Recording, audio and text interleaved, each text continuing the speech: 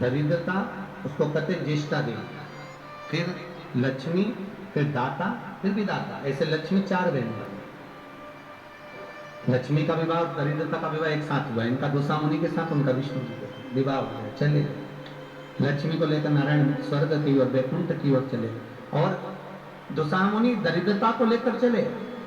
जैसे अपने आश्रम में प्रवेश करने लगे तो दरवाजे पर ही दरिद्रता देवी को अंदर यज्ञ हो रहा था, पूजन हो रही थी, उसकी सुगंध उसको प्राप्त हुई तो वो भागी, 1 मिनट ना रुकी और दौड़ कर गई और पीपल के वृक्ष के नीचे बैठ गई दरिद्रता देवी। जब पीपल के पेड़ के नीचे दरिद्रता बैठ गई तो मुनि ने कहा चलती क्यों नहीं है अंदर, मैं नहीं जा सकती, पहले यज्ञ बंद करवाऊं। पूजन बंद। दरिद्रता कहती है मैं वहां रहती हूं जहां पूजन नहीं होती, मैं वहां रहती हूं जहां दिया नहीं जलाया जाता। दरिद्रता कहती है मैं वहां रहती हूं जहां पर पूजन पाठ अनुष्ठान यज्ञ पूजन कुछ ना हो, वहां ये दरिद्रता रहेगी, बंद करवा। दूसरा मुनि बोले ये तो कभी बंद नहीं होगा, तो क्या मैं जाऊंगी नहीं पीपल के पेड़ के नीचे बैठे। दूसरा मुनि के मन में आ गया बताओ मेरी पत्नी मेरे घर में नहीं रहो, पीपल के नीचे रहे तो अच्छा लगेगा। दूसरा मुनि गए दुर्वासा बाबा के पास पूछने के लिए।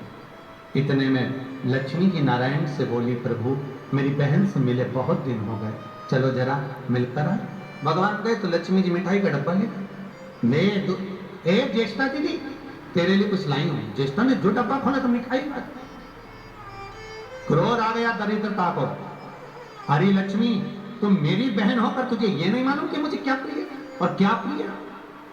तुझे मालूम है ना कि मुझे खट्टा और तीखा पसंद है और तू लेकर मीठा आ रही है।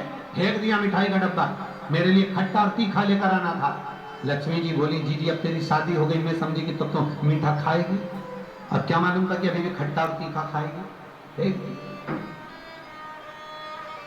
महाराज ये दोनों बहन का विवाह एक साथ हुआ है, इसलिए आज भी दोनों बहन प्रतिदिन घूमने के लिए एक साथ निकलती है। और हमारा शिव महापुराण का चरित्र, विष्णु पुराण का चरित्र, स्कंद पुराण का चरित्र कथा कहती है कि दरिद्रता हमारे घर में प्रवेश ना करे, इसलिए दरवाजे पर नींबू और मिर्ची को टांगा जाता है, जिससे दरिद्रता देवी बाहर की बाहर खाकर चली जाती है और मिठाई का डब्बा अंदर रखा जाता है, जिससे लक्ष्मी अंदर प्रवेश कर जाती है। मिठाई घर के अंदर और दरिद्रता के लिए नींबू मिर्ची बाहर। ये बात प्रवेश ना चाहिए।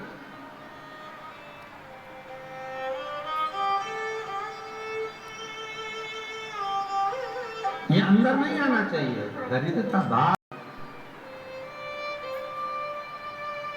आज शनिवार का दिन है जिस दिन तुमने हमारा लक्ष्मी के साथ दर्शन किया है इस पीपल के पेड़ के नीचे। जो शनिवार के दिन पीपल के वृक्ष, सोमवार मंगलवार बुधवार गुरुवार शुक्रवार शनिवार, ये सारे वार हम पीपल के वृक्ष के नीचे लक्ष्मी के साथ विराजमान होंगे। दरिद्रता बोली वाह नारायण वाह, मना नहीं है, पर एक दिन ये पीपल के वृक्ष में मेरा वासा होगा और वो रविवार का दिन होगा।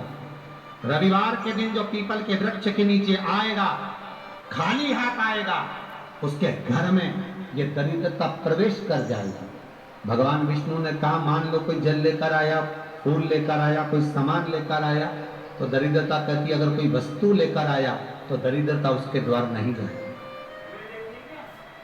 पर कोई खाली हाथ पीपल के वृक्ष के नीचे आया तो ये दरिद्रता जाएगी। आज भी नियम है महाराज, पीपल का वृक्ष अगर दीवालों पर लग गया, कहीं लग गया, नहीं उखड़ रहा, बार बार उखाड़ा फिर लग जाता, फिर उखाड़ो फिर लग जाता, तो रविवार के दिन एक नींबू को काट कर मिर्ची के साथ में उस पेड़ के नीचे रख दो और रविवार के दिन फिर उसको उखाड़ दो, कहीं ले जाकर लगवा दो, तब वो वृक्ष फिर वापिस नहीं लगता। आज भी नियम।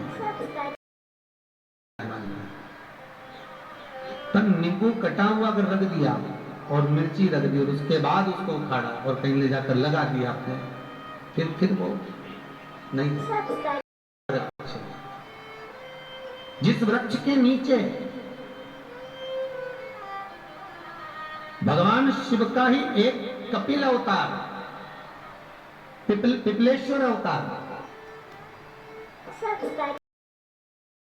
ऋषि की धर्मपत्नी सुभाष के गर्भ से भगवान का एक आनंदमय ज्ञान मुद्रा का स्वरूप उत्पन्न होगा, जिसका नाम पिपलाद होगा, और यही पीपल के वृक्ष के नीचे निवास करेगा। इसकी जड़। शिवाय नमस्तुभ्यं। जानकारी अच्छी लगी तो प्लीज़ चैनल को लाइक कीजिए, सब्सक्राइब कीजिए। Thank for watching.